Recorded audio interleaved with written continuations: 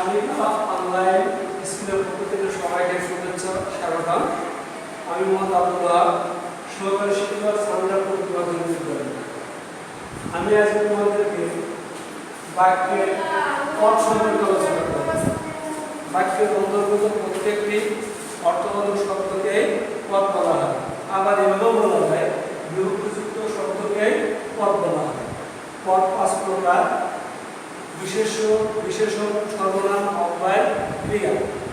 বিশেষ্য কোনো কিছুর নামকে বলা হয় বিশেষ্য।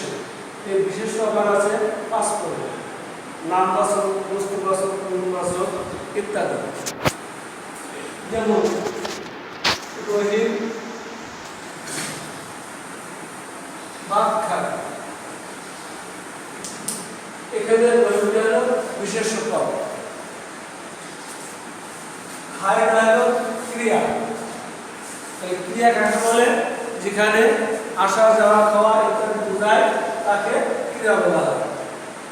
যদি বেশি গুণবাচক বিশেষ্য, যার ভিতরে ভালো মন্দ গুণ বোঝায়, যেমন রহিম ভালো ছেলে।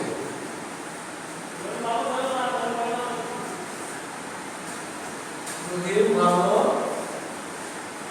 ছেলে, এখানে ভালোটা হলো বিশেষণ, অর্থাৎ এক দল অবস্থা প্রকাশ পাচ্ছে।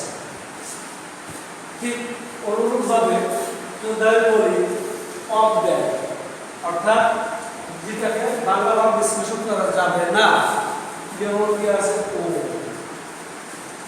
এবং